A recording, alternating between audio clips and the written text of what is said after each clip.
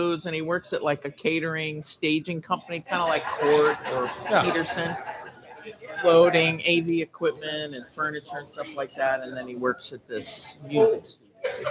So every now and again, every now and again he'll get like a whack of a check from the studio, like $800. Yeah. So this gentleman over here lives in Sardinia. Knows what? In Sardinia. Oh, I love that. Visiting his parents. My venuto. I haven't been. Yeah. Yeah, right. I'm rusty. Porugine. Il mio italiana. Vegetabolo.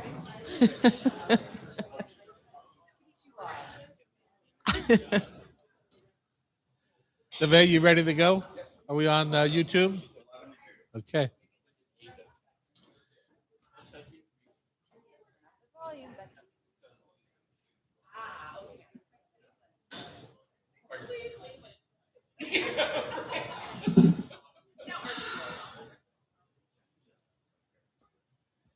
That clock's 2 minutes ahead.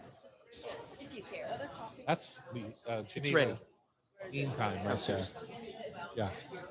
It's got the white cup on it.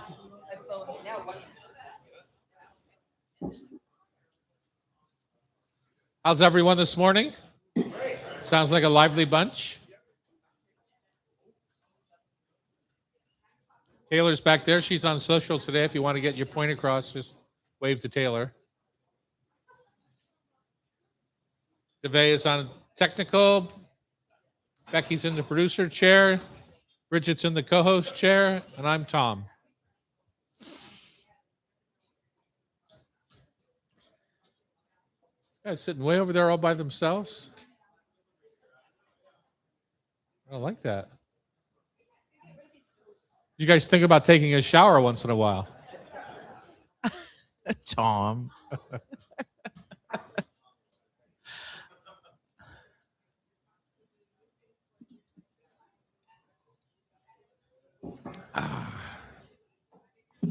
We have a 2-hour show today. You're welcome to talk amongst yourselves, not too loud as we go along. Listen to me for a minute. Hello, team. Hello, team. We have a 2-hour show. You're welcome to talk amongst yourselves, but not too loud. The restrooms are down this hallway, 6134. Rashida's got looks like a hot pot of coffee. She's strong. And a ranch dressing hair tie. You don't come across that combination very often. I asked her what was the story behind that. What's the story, Rashida?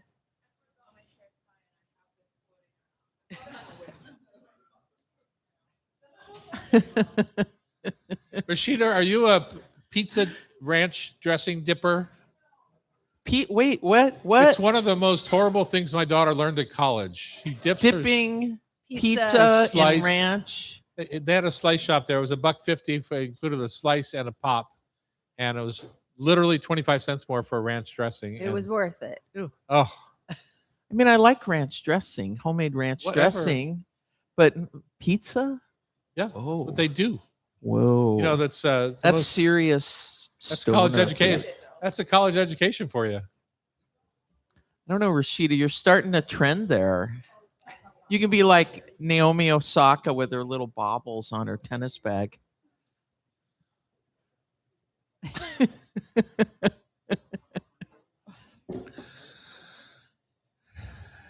All right. You clap when Bridget claps, if you would. Nice practice. We sound so popular when you all clap like that. Thanks, you guys. I have a hard time performing without a paparazzi. So does anyone have a camera here? Taylor does. Okay. Look, you're getting good. filmed right, All right, now, good. Tom.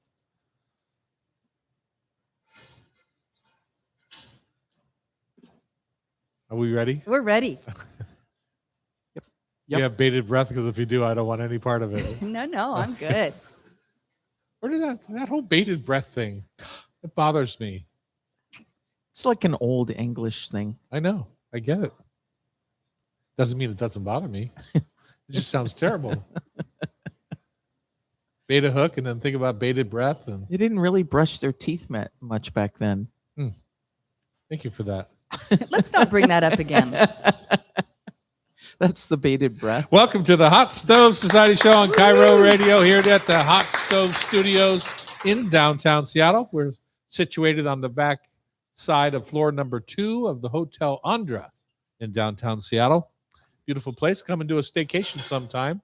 You can hang out with Bex in the morning as she sets up the show. Fun stuff. What do you do in the morning? What's your routine? My routine is I just make sure all the show sheets are all set out. I like to pour water. It's a weird That's little thing. little thing you it's have. a little thing. Annie got me on it, and Uh-huh.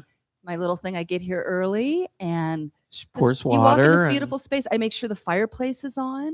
Wow. Yeah, You set have- out wine glasses. you have It's a like very an- large time here in the morning. Somebody should come and join It's like you. an entertaining thing that Yeah. Becky does. Yeah, it's just zen.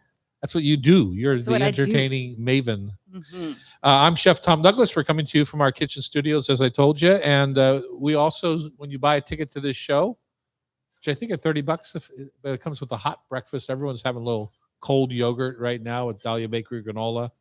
And barbs from Tom. Barbs, what does that mean? Barbs, as in, Arrows? comments. Oh, Those are just for you, Bridget. I'm nothing but nice. You can also join us at YouTube and Company or Tom Douglas and Company on our YouTube channel. Tune in on Cairo or listen wherever you get your podcasts. Upcoming classes here at the Hot Stove, because that's what we do. Mm-hmm. I've got a couple coming up this weekend, right? We have know. Julia's birthday coming Yeah. up Friday and Saturday night. got I don't some know if I have any work. tickets left. Wait, all gone. All gone. So I'm doing Julia's birthday supper enhanced by Nancy Silverton Yes. this year. So Which is not a bad thing. no, I think of Nancy as kind of being, she's not as TV focused as Julia, although she does plenty of TV. But Julia had her own shows, whereas Nancy's more of a guest. Right, right. But she's awesome. She's one of the great chefs in the country. So that's coming up this weekend. Date night paella party with you, Bridget. When is that happening? That's September 4th. Uh-huh. And we do them on Friday. It's a total blast. You can bring your sweetie or bring Uh-huh. a friend and drink some sangria and So you learn. make paella, then you sit down and eat it? Yeah. Oh, doesn't So get better everybody than gets that. a little pan that they make. Yeah. All right. And then you got one the next morning, too. So you can't drink too much on that paella night. You have to make some gnocchi No. the next day. Yeah. We haven't done that in a while, and we've been getting questions about making fresh potato gnocchi. Did I tell you, or did you listen to the show last week? Did I tell you what I did No. for the first time in 30 years? Whoa. Yeah. Tell me. I think the reason that came to my mind because gnocchi, I have gnocchi in my first book because we made it every day, pre-lunch, pre-dinner at the old Dahlia Lounge. Uh-huh. And so it was fresh and beautiful and pillowy. Well, we've been serving our pleen at the Palace Kitchen for 30 years, but Martha always made it. I never once, I cooked it and served it, but I never made Oh, it I saw the photo with with Hercules. yeah. Yeah. That was sweet. So I made my first batch ever of pleen. That's impressive. Which is a little, at Palace, we milk braised the pork with chard and cheese and So good. blah, blah, blah. This time I braised the pork in Barbaresco, a full bottle of 2015 Prototori Barbaresco. Mm. I jumped all in. The pleen looked super teeny next to your hands. Well, here's the thing. Even though they were super teeny next to my hands, they were 3 times the size of what Of the we dainty serve ones. Yeah. at the Palace Kitchen. Oh, were they really? Yeah. Wow. I had no patience for that. Martha could sit there all day long and pop Just- out those little tiny pleen. Speaking of all day long. hands, how are your hands from shucking over 6,000 How oysters? about that, huh? Yeah. 6,000? We had National Oyster Day last week, and we shucked between Palace and Half Shell And Mr. Fish, and right? Mr. Fish. Although Mr. Fish wasn't in that number. Oh, If wow. Mr. Fish was added to that number, it would have been 8,000 oysters. Wow. Any injuries? Are all good? All good. Yay. No No scars, arthritis. I will say, my first job in the industry was shucking oysters at the Hotel DuPont in Wilmington, Delaware. Mhm. And my first day, I was supposed to shuck 400 for the seafood buffet. My first day, I was a bloody stump. Oh. And I'm sure glad there weren't any communicable diseases at that point. Didn't wear gloves back then. I wore a glove and I still stabbed myself over and over. It was Oh. horrible. But you know what's the worst is shucking cherry stone clams. The clamps are about the Oh, size with the of your, sharp knife. with that kind of what is it? It's more like a letter opener. Mhm. It's about the clam It's is about the crazy, size of your yeah. hand. It's Yeah. raw, obviously. And you got to shove it with your fingers into the crack of the clam. You have to sneak up on the And then clams so push that it all the they're- way in, and then scoop the inside muscles of top and bottom on on each side, and then watch people eat that big, gross, ugly clam. It's so crazy. I they're don't know. salty and nice. That's So that's a special talent eating those. All right, up with Sean McFadden here on the 5th of September. Pozole. Mhm. You know, I think I make the best pozole, and my coworker at Prosser Farm, Carmen, thinks she makes the best pozole. I bet Just Carmen because she's went- from Mexico, for some reason she thinks I make chili and not pozole. Did you make her pozole? I make pozole, which I call pozole. She says, no, that's not pozole. It's chili. I said, no, it's pozole and it's better than your pozole. She says, no. Oh, funny. She She doesn't- tasted She doesn't it. think it's funny. You got the thumbs down. Eh. Oh, no, she liked it, Oh, she liked it. but she said, this is not pozole. Oh, I think she was very judgy. you're You not think- I think familiar. she's You're not listening now. familiar You with think that, she's are you, listening now? Tom? Carmen, if you're listening now, you're super judgy. You can check all of our classes out at thehotstovesociety.com. We've got a busy show coming up. Yeah. Becky, what do we got going on? Well, first, we're going to announce the winner of our Oxbow Farm and Conservative Center's family dinner on the farm giveaway. Fun. That'll be fun. We're going to do the Art of Leftovers Summer Edition. We did the spring one and we got a lot of positive feedback. So it'll Uh-huh. be fun to see what you guys come up with. I like leftovers. I can make them too. into anything. I like to make extra food, so there Yeah. are leftovers. And then we've got Brad Silly, Director of Northwest Travel Service. He talks river cruises and small group and wine garden Didn't tours. Terry and Kathy used to go on those? once Terry in a while? did. Yep. Terry did, yeah. Yep. And I think we'll have a little surprise. Bridget's involved in that one.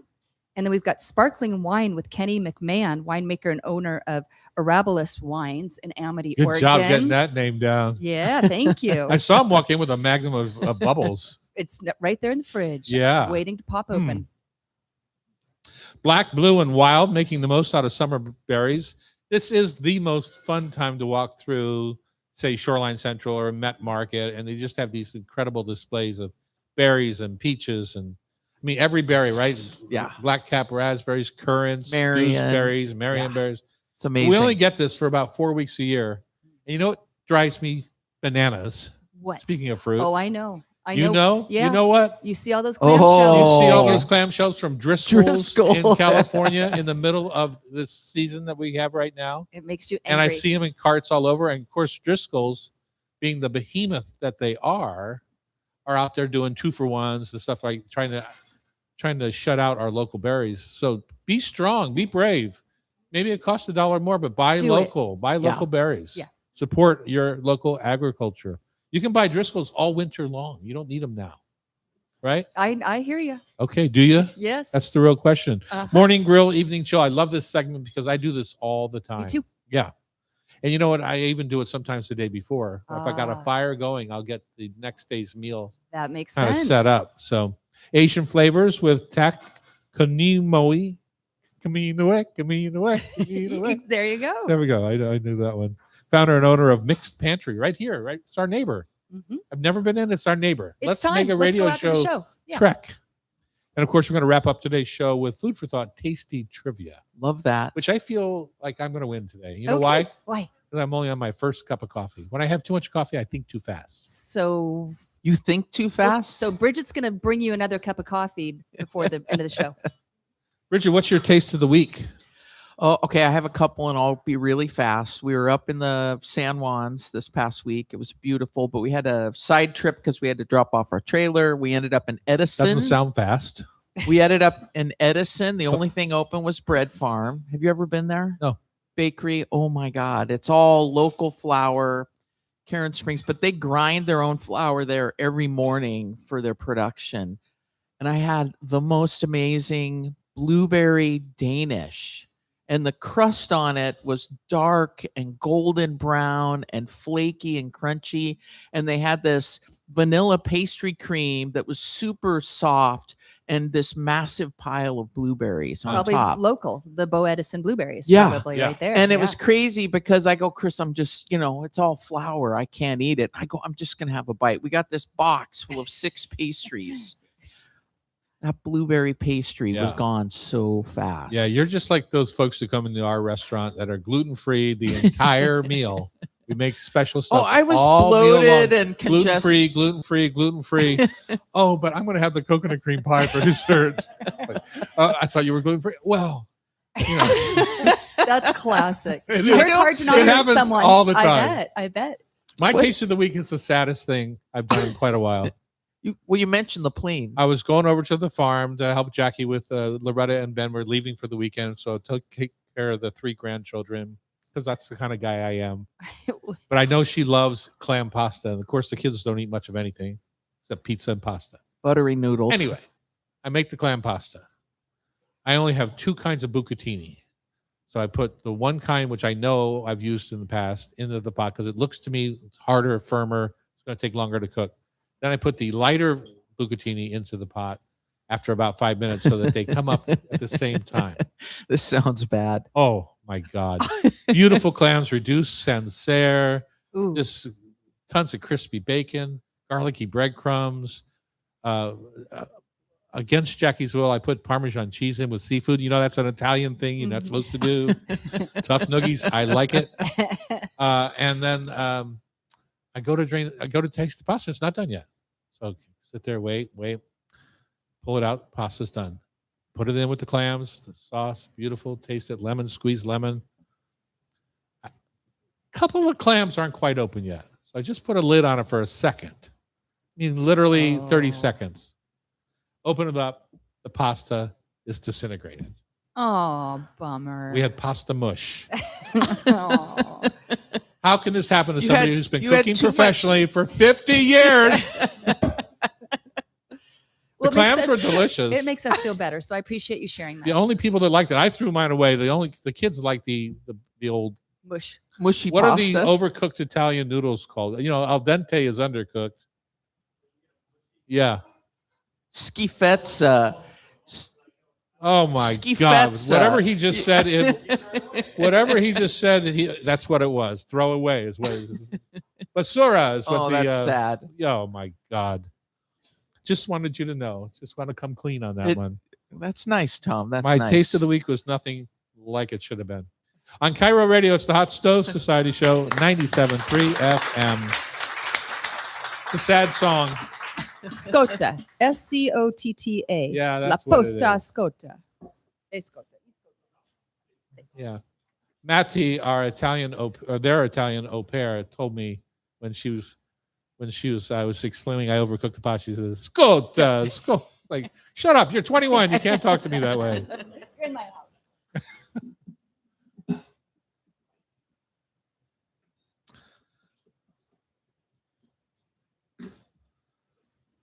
All right, we're back in the kitchen on Cairo Radio. It's time to announce our winners.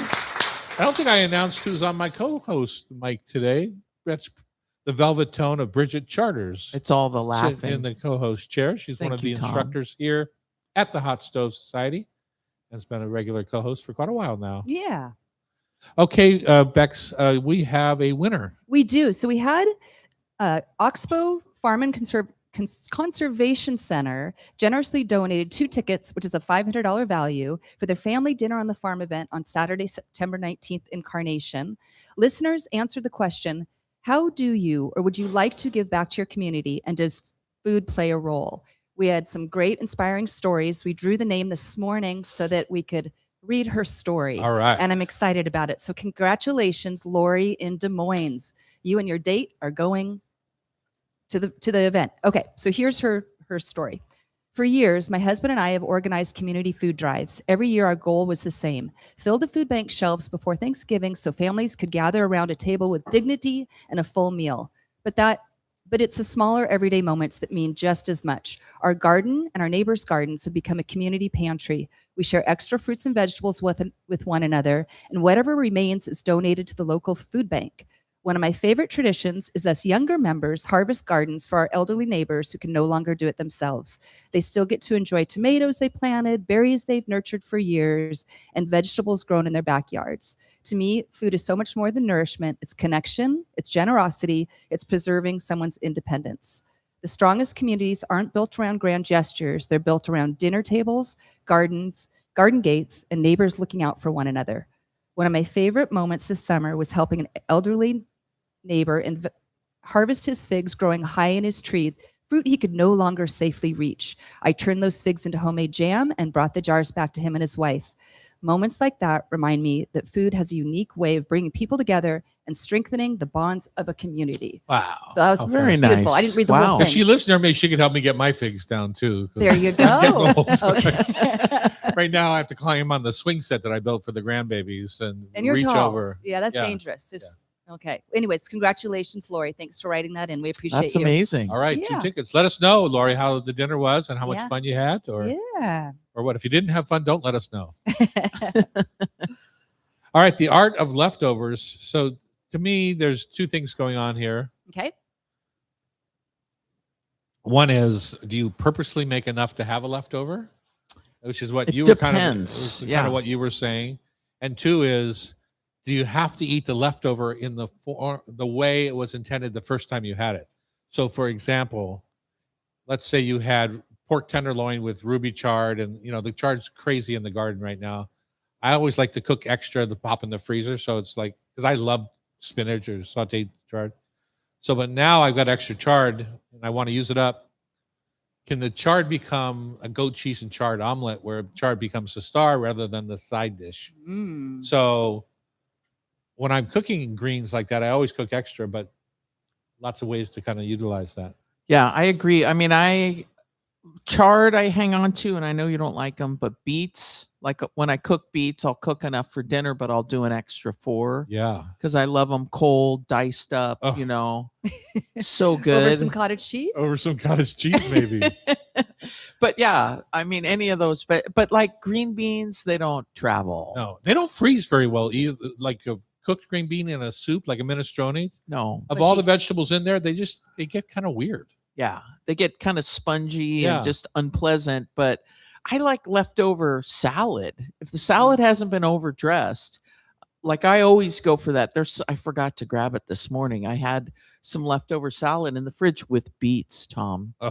and I was going to put a couple of hard-boiled eggs on that. So good. We rarely had leftover salad at the farm when we made big farm dinners because we always had salad, everything out of the garden. Yeah. My mother-in-law would literally sit there and eat and eat and eat until the salad bowl generally was empty. If it happened to not be empty, she would put it in the fridge for tomorrow, which I don't get. I don't get the whole salad saving thing with dressing on it. You're a little bit out of mind. But you know what she did? She put it in the blender and made a green drink out of it. Really? dressing. With So the dressing and the smoothie. breadcrumbs and everything else. I made Yeah. a smoothie out of her salad. But the She was nutrients. She didn't want to waste I had to stay in anything. bed until she finished. Yeah. That's because kind of that is barfy as far as I'm concerned. No, I saute it and put it in a frittata. You saute your old salad? Yeah. Ooh. So I make a frittata and I just do some onions and I throw in that leftover salad and I just quick collapse it and then I add the leftover rice. Believe me, it's And then collapsed scrambled. already if you had dressing on it. Right. But then you just mix everything together and boom, eggs on top and you've got this amazing frittata. I never really, that sounds better than just eating it out of Yeah. the fridge. Right. Yeah. Right. I mean, there are, many different ways. And like we've been buying sides of salmon because it's salmon season. So coho's coming in, sockeyes coming in, kings were running. There was one day of fishing, so we got a king and like that leftover salmon. Yum. Uh-huh. In the Salmon morning? Are you making cakes. salmon cakes? I You do. like to make I salmon love cakes. salmon cakes because the next day I like salmon that's not overcooked. Uh-huh. And so if it is, it just doesn't hold as well. So then I'll As a make it cake, it does. Or and as a doesn't. cake, it would work. So Yeah. if it's overcooked a bit, turning it into a cake is a perfect thing to do. Right, because you're adding mayo and Yeah. so you're adding fat back to Yep. it. Yeah. Or salmon salad. What's your typical recipe for a salmon cake? Do you have one that you follow? I do well. It's mental. I mean, I would We know that I about you. I can't do eggs. I would do a chia or a flaxseed egg, and that would be the binder. And sometimes I do almond flour or Flaxseed egg is just the bloomed flaxseed, right? Yeah, it's flakes. ground? Okay. Ground. Thank you. And It's then a binder, Tom. It's a binder. Yeah, you can also bind it with sweet potato. I just take a sweet potato, Oh, that's pop a it in the good idea. microwave, and use that as a binder. And then all kinds of herbs and Uh-huh. mustard and whatever. It's good with black beans. And then so Black there's no beans. breading on the outside? Sometimes panko, but often not. Uh-huh. And sometimes I pan fry them, or if I'm really healthy, I just bake them off. So is your flaxseed egg, is that for the binder or is that for the coating? Because No, for a binder. So I would put the salmon in there, and I'd put the flaxseed oil, egg, or I could put the vegan mayo, and just it's kind of a test to see, just kind of. Yeah. It sounds like a good way to ruin a good piece of salmon. Well, it's a great thing to do with leftover, and I'd Okay. add a ton of herbs. That's funny. Sometimes I'm super funny and sometimes I'm not. What do you do with extra salmon? Well, with extra salmon, mostly probably a niçoise salad. Yeah. So when I'm cooking that night before, if I'm on the charcoal grill, I always buy enough for the next meal. We're Mhm. going to talk about this later in the show, but just grill off 4 extra pieces of salmon if you know you're going to have 4 for dinner tomorrow. So that I don't really want bad chunks. Like the tuna niçoise, you often get out of the can tuna, and it just sits there in chunks. I think it's much prettier Or the with jar. The yeah, glass the jar, but yeah. it's to me it's much prettier if you have a whole intended piece of fish, Yeah. maybe with a crosshatch grill mark on it or something. But to me, it looks a little bit more finished than broken up chunks. But broken up chunks would work. And if you do broken up chunks, then dress it. Like I might put my sliced avocado over top of it so that you kind of decorate those chunks a little bit, Right.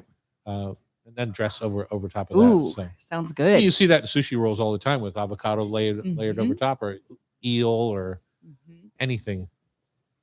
Other leftovers.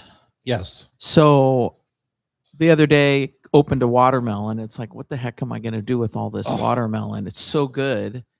You're in Hermiston watermelon land too, over there in Prosser. I'm in our watermelons are in right now. Oh, man. Just we had like- volunteer watermelons this year. Oh, Oh, fun. really? Yeah. Oh, the Which is funny best. because our watermelon lot that we had last year, horrible. Really? We ended up having to throw them all away. Why? They were all just they lost their cell structure, and they were all just water on the inside. They were Weird. super gross. You didn't put vodka in there? No, we didn't. Oh. Super gross. Do the chickens like but it? the chickens love them, Mhm. but the kids love the watermelon too. So no, we had our guy that grows corn also had watermelons this week at the Prosser Farmers Market, and we had a beautiful couple of watermelons. Nice. Yeah. Leftover corn, leftover watermelon, just diced it up. Had green beans, had somebody clean green beans for dinner. And I said, I snagged a bunch. So they were clean, but not cooked. And then made a nice salad with just fresh tomatoes and watermelon and green beans and the leftover corn. Cut off the cob. Jackie made a delicious cornbread with leftover grilled corn. Oh, But that's in the good. cast iron pan, she lines the bottom with Walla Walla Oh, sweet I'm doing onions. that. Yep. It gets it super hot in the oven, and you just pour that cornbread mixture over top. Yes, she used. So good. Yes, she used Jiffy. Just saying. Go, But Jackie. it was delicious. All the bacon fat in there. Sounds Just saying. terrible, Tom. All right, good way to use some leftovers. What's up next, Bex? River cruises and small group wine, food, and garden tours with Brad Silly. Perfect on Cairo Radio. It's the Hot Stove Society Show, 97.3 FM.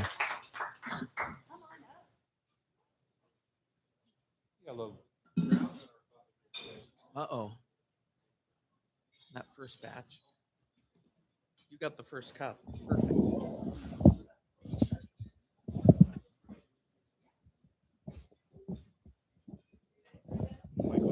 Yes, right here.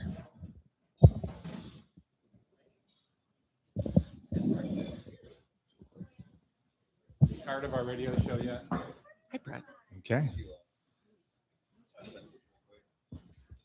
Test. Testing. Test. Just we're right We're in good? there. Just right in. Okay, right on up perfect. there. Okay. The last time I was on the radio was on Cisco's program 10 years ago, maybe. Wow. I just texted him. I don't know where he is, Okay. but he's batching it for a while. His wife's hiking in the Alps, so who knows where Cisco is? Yeah.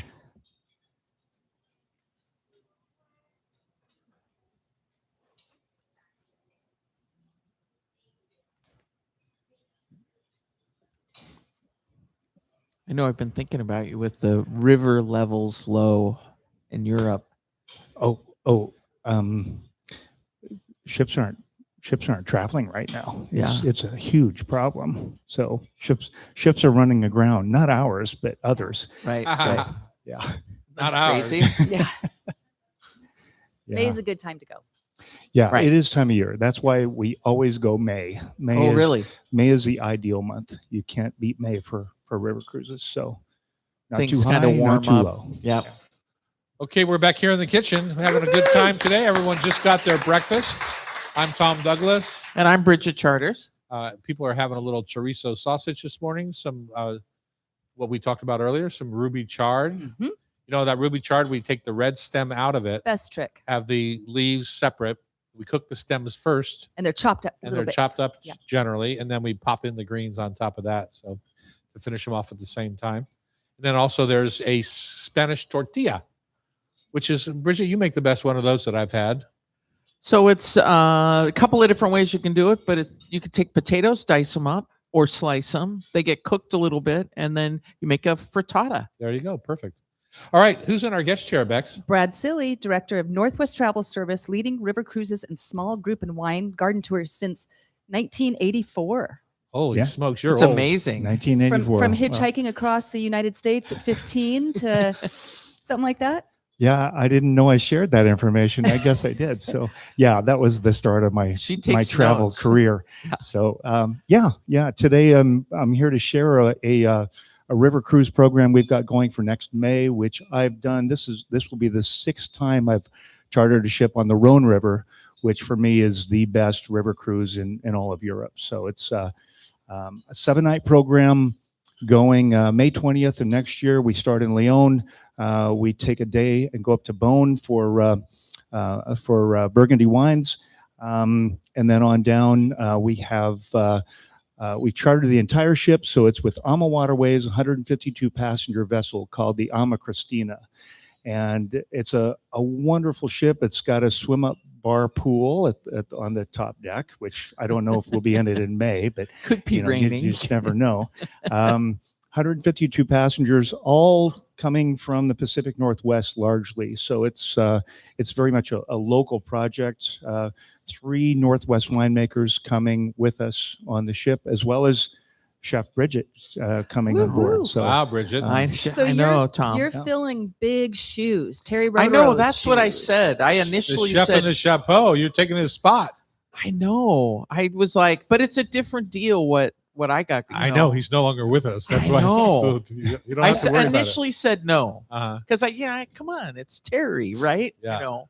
But we talked about doing cooking classes, so Oh, perfect. we're going to Yeah. do classes on the boat, which Yeah. would be super fun. it's great. This particular ship has a demonstration kitchen, so Uh-huh. we'll be able to do some things there. It's also got a number of dining areas that are a little sequestered. So tables of tasting. 12 to share the winemakers and Chef Charters there with the group on board. You know, Be fun. I don't know if you know this, but she eats a lot, and she eats a lot while she's cooking. So well, good. if you have food left for your guest, I'll be surprised. Oh yeah. And then- Oh my god. And then what will guests do during the day? The AMA Waterways provides at least one shore tour per person on the cruise. So we've got 7 days aboard in ports like Lyon, Hermitage, Arles, Avignon, Viviers. So each day is a different port. Each day there are tours ranging from walking tours through the village. We have in addition to the tours that AMA Waterways provides, I enhance that with a lot of cellar tours, wine tastings. We also have, when we're in Lyon, we go to Paul Bocuse restaurant there, just outside of Lyon, for a lunch, which has always been a big hit in the past. So 2-star Michelin rating. 2 stars now. Used to be 3, but now they dropped it to It's a 2. fun but- place, though. Right, It's and very historic. And then I heard Terry used to lead tours through Leal, the big market there, Uh-huh. and Yeah. he would start throwing bills around and getting piles of cheese Uh-huh. and different foods, sausages, and Yeah. then Yeah. go back to the boat So and do fun. tasting. So Should be fun. He was quite the character on Yeah. those boats. So yeah. My last time in Lyon, I ate at the Paul Bocuse restaurant. Yeah. At that point, I think it was 3 stars. But Paul Bocuse had been criticized in the press for not spending a whole lot of time at his restaurant, and so he's the last 20 years of his life, he was there every day. He took it personally and was there every day. And so you sit at the table, and the waiter would tell you, if you want a picture with Paul, just put your camera on the corner of the table, before camera phones, obviously. And so everyone had their camera out on the corner, and he'd come by, and sure enough, take his picture with all of us. That's great. That's Yeah. amazing. Well, the cute. cruise, in addition to the 7-day cruise, which is all inclusive, it's got your shore tours, the taxes, the gratuities, as well as drinks on board. So we have a champagne tour that goes for 3 days prior to. We're staying in Reims, which I never knew how to pronounce. Reims until Terry Yeah. corrected me multiple times. So we're staying in Reims for 3 days of touring Champagne. Afterwards, we're going to, for those who are interested, as an option, going to Alsace for another So, 3-day oh, yeah. option afterwards. So, overall, it's So you a- can it's figure a out how win. to extend your trip if you want to, right? You can extend your trip. A lot of people do their own thing, and that's Yeah. fine too. So, but the Champagne, I was never much of a bubbles person before my first trip there, but after the first 3 houses I visited, I converted. So Wonderful. Got a That was- little yeah. drunk and converted. Tell us about the winemakers you have on board. what's that? Tell us about the winemakers you have on board. Winemakers are Lynn Scott, who is the winemaker at Sparkman Cellars in Woodinville. And he also does a bit of winemaking at Sigillo in Snoqualmie and Chelan. The principal of that winery is coming. His name is Ryan Seal. He'll be there as well. And then our third winemakers are Kenny and Allison McMahon of Arabilis in Willamette Valley. So Kenny will be on the next segment. yes, he So will. we'll get to learn about his bubbles. And I'm looking forward to trying. He's tried some of my beer, but I've never had any of his wine yet. So Oh, That's fun. awesome. So what does Yeah. this whole extravaganza run you? there's a variety of cabin categories on the ship. It starts the buy-in right now is at $4,500 per person is the lowest level for the cabin. There currently is a sale going on. It's a $300 per person discount that goes on through through the end of this month.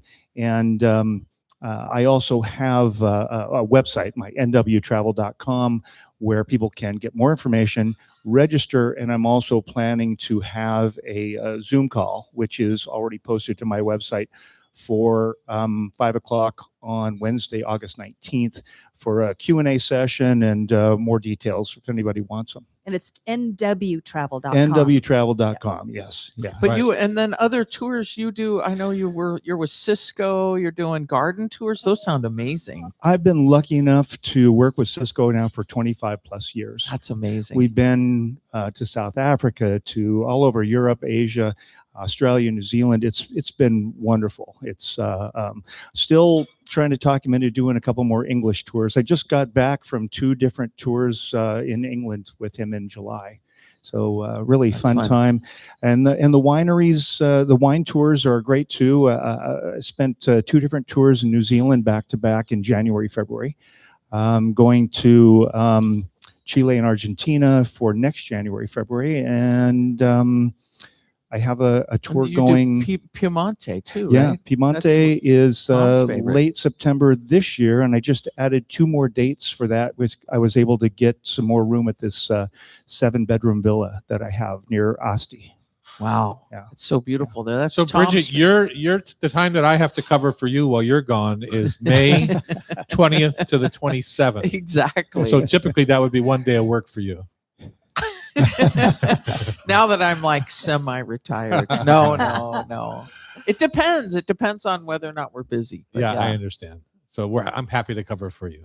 Thank you, Tom. May I 20th appreciate to it. the 27th, you're going to be hosting some cooking classes and We'll do some tours. some you know, tours, market tours. Farmers market. my favorite. chocolate. Yeah. Truffles, yeah. maybe Valrhona that time chocolate. of year. If you get a chance to float by the town of Avignon, I've only driven by it. I've never floated by it, but That is quite the sight. That kind of walled city up on the hillside, and Yep. it's beautiful there. Yeah, I'm excited. It's going to be amazing. Brad, how many nights a year do you sleep in your own bed? Well, that's interesting. I mean, I've only been in Walla for a year and a half, which I absolutely love Walla Walla. It's a garden spot. I just love being there. And then we're winters in Arizona, so not many. Boy, tough I- life. I'm probably traveling for 4 months of the year. Uh-huh. Isn't that amazing? Yeah. That's, Well, and you started with the UW, right? I used to do Husky football bowl games and road trips. That's awesome. Don James was a travel partner of mine at one time. So Wow. yeah, Isn't that fun? Yeah. God, I've It's- heard about those. I'm well past retirement age, but I'm not ready to get out yet. So I'm still having a good time. What's your favorite part of the hospitality of? I just like being out meeting new people. I like the small groups where you've got 14 people where you can actually get to know people on Mhm. on a tour. So I have clients that have been on, I don't know, 30 plus tours with me. Wow. They keep Wow. coming back. Yeah. They're like your gold members. Yeah, that's right. Yeah. Do you find it hard to continue to outdo yourself each trip, or do you worry about that and just offer a nice trip? I want people to come back. Yeah. So and the hotels I stay in are places I want to stay in. The restaurants I go to are places I want to eat in. So it makes and I go on every tour that I offer. I don't send people off on their own. So Uh-huh. yeah. Such an interesting thing. I you know. I always want to think like, I'm do you too have sh- any funny stories of like crazy things that have happened? We only have a gosh. minute, so it can't be too long. a story. Yeah, I'm working on my book. You're gonna Oh, have you to are? wait. Oh, okay. Very fun. I love I got it. invited by the Four Seasons to be on a fly around the world Y- tour oh, with my you wife did. as a freebie. As long as I Yeah, I know were how much to those offer are. some market, it was like 150 grand or Yeah. something. A person. But I can't do it. I'm too shy for it. No. I'll do it. No. Yeah, I know. That's what everyone else said. That's what my wife I'm said. surprised. Yeah, no, it's just not for Okay. me. All right. But Bridget, you are a charmer, so you could go on it. Oh, you're so You love nice. people. You love Yeah. meeting new people. You perfect partner for Brad. There we go. Have fun. All What's right. coming up next, Bex? Sparkling wine with Kenny McMahon of Arabilis Arabilis. Wines. Let's do that again. Okay. We've got sparkling wine with Kenny McMahon of Arabilis Wines. Perfect. On Cairo Radio, it's the Hot Stove Society Show, 97.3 FM.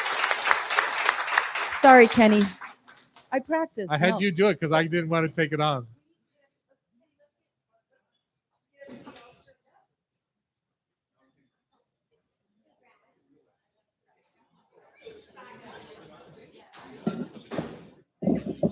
Yeah, it's a good spot. And the Dave, I'll get it set up.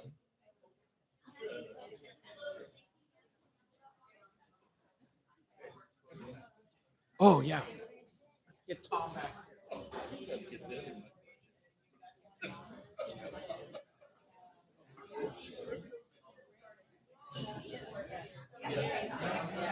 All right, Taylor. You have a simple job, Taylor.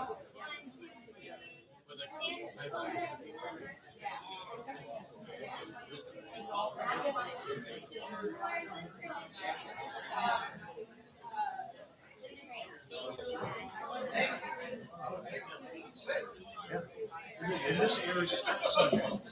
Saturday and Sunday on Cairo, and they've got 1,000.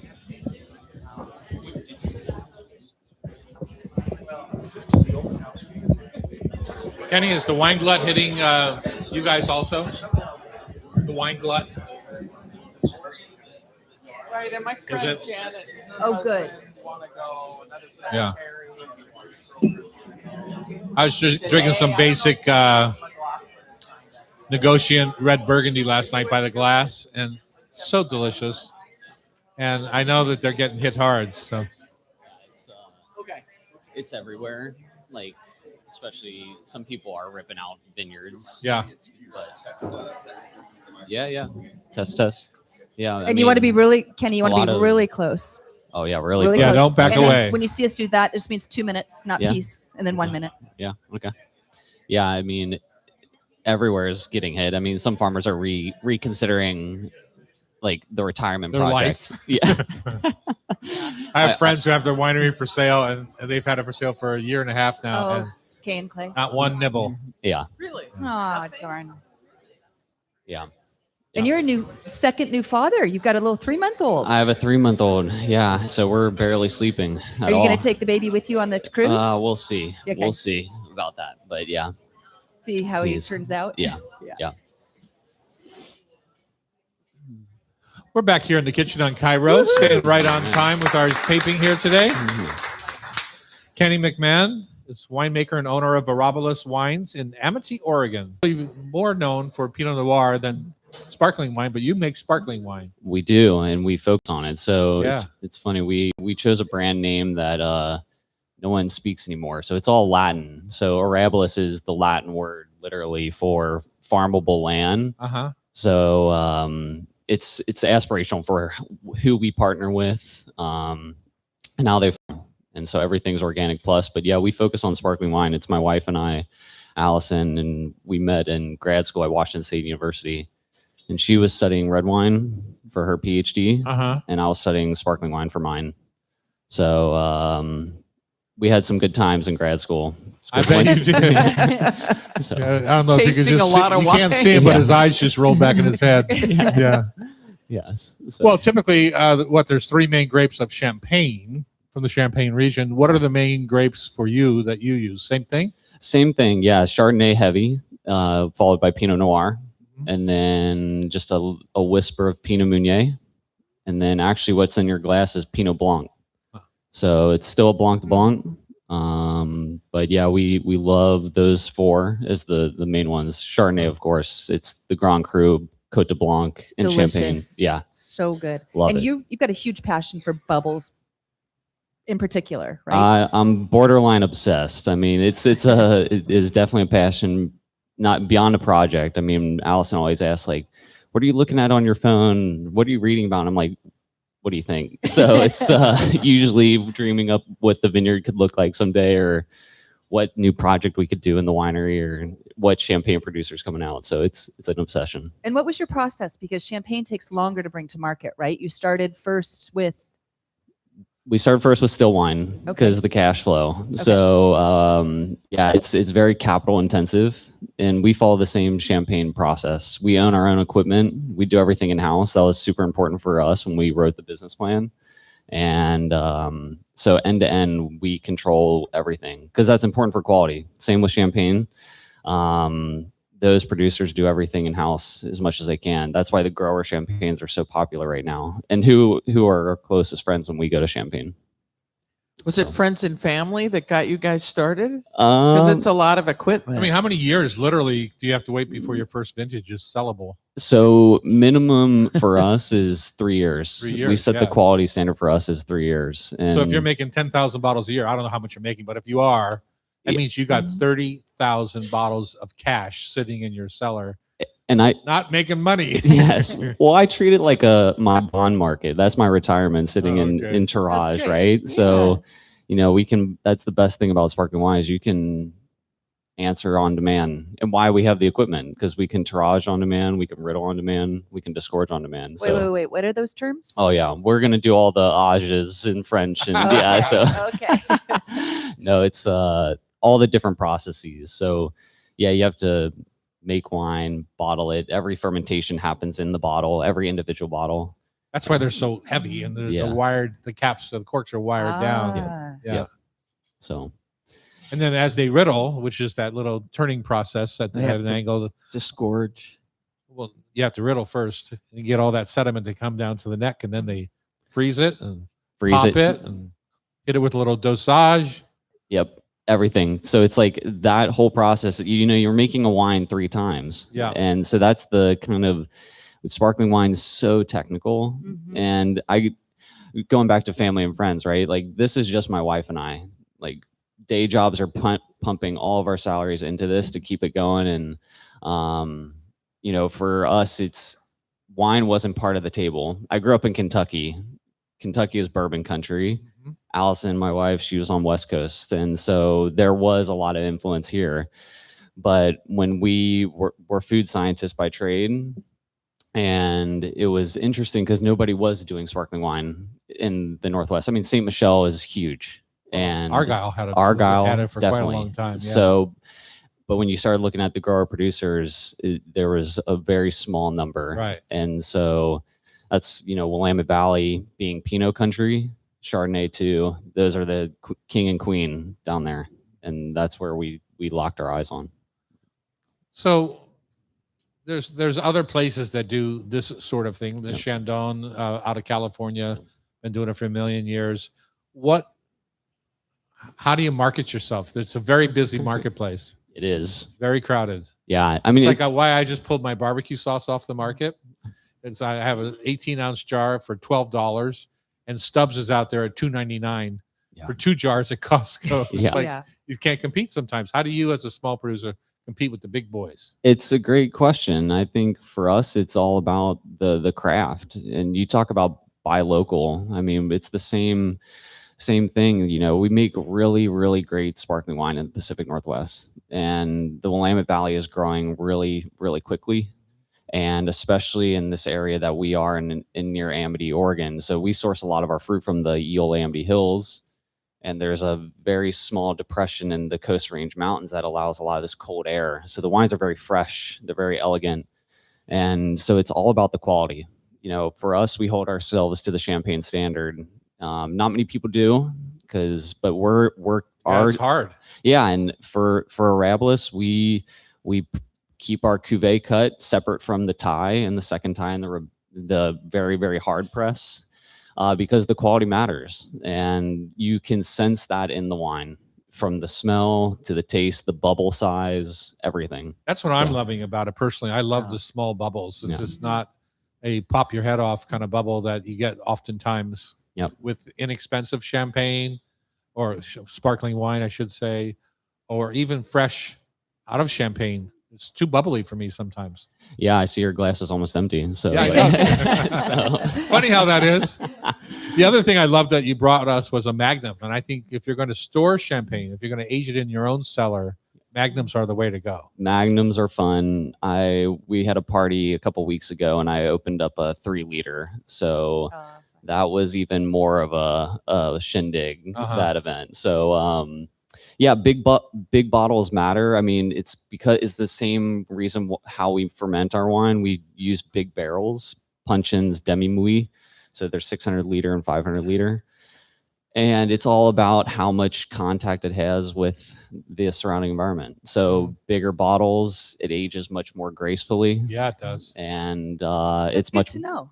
Yeah. Oh, yeah. I try to buy everything in Magnum. I mean, I don't because I can't drink a Magnum all the time, but most sometimes. It's a statement piece on the table. Yeah. When you pull that Magnum out, it's special. For his daughter's wedding, you bought a what? A 25 Methuselah bottle. No, bigger. Roederer Estate, not Roederer Estate, Roederer from California. Rons. Oh, Rons. Yeah. So, and he built a big contraption to pour the well, glass. it came in a big wood box, and it's so heavy. I got it out of the box and I realized this is the afternoon of the wedding. I realized there's no way that I'm going to be able to pour this into 150 glasses. Yeah. So I ran into my shop and I built a tilt out of the box on the day of your wedding, on your day of your daughter's wedding. Literally, it was 4:45. The wedding was at 5. It was 4:45 when I got done. But I tilted. I made a stand out of the box, put the wine back in the box, took the top off, and I could tilt the whole thing to pour champagne out of this 25 bottle. The bachelor party might have been a much cheaper contraption. It worked. I still have it. Yeah, that's awesome. Yeah. That's awesome. Well, these I are beautiful wines. And I know one Thank of your key, we only have a minute, your key message was sparkling wine isn't just for celebrations. It's one of the most food-friendly wines at the table. It is. It's true. Don't let a Tuesday hold you up. Pop a bottle, pop some tops. Exactly. Yeah. Where can people find this? Are you in all the local shops and groceries? So we are up in a couple, and actually Paul Zittarelli up here, Full Pool Wines in Seattle holds a lot of our wines, but direct ArabilisWines.com. You can buy us and come visit us. You'll see everything behind the scenes. We'll disgorge some bottles for you in the tasting. Fun. So yeah. I play golf with a guy who's from Fat Cork, and Oh yeah. you should get your wine in there. He does a really nice job with. I don't know if he handles non-champagnes at all. It might be worth the conversation. Yeah, I think it would be because I think it's Yeah. delicious. Very, very tasty. Ooh. What a treat! Yeah. What a Nice. treat to have on this Tuesday morning. Yes. Love it. That's been So- Kenny McMahon, winemaker, owner of Arabolis Wines in Amity, Oregon. Up next, Black, Blue, and Wild, making the most out of summer berries on Cairo Radio. It's the Hot Stove Society Show, 97.3 FM. Come on up. We'll do a photo. Oh, cheers.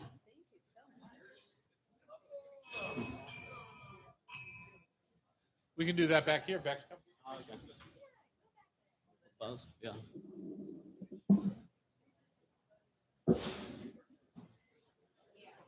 I'll get on the edge. You get the.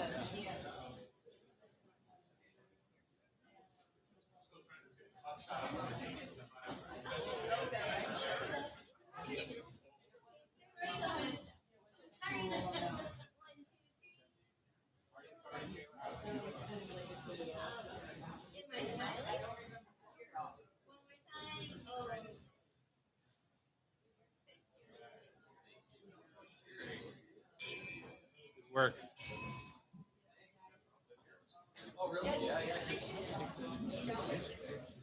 Here, we'll drink them after a shift.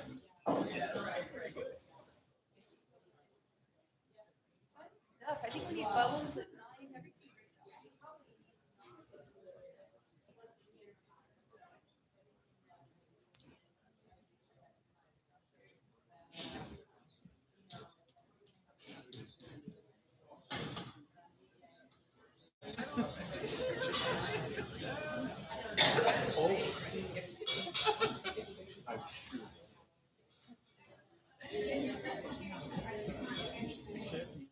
Oh, check this.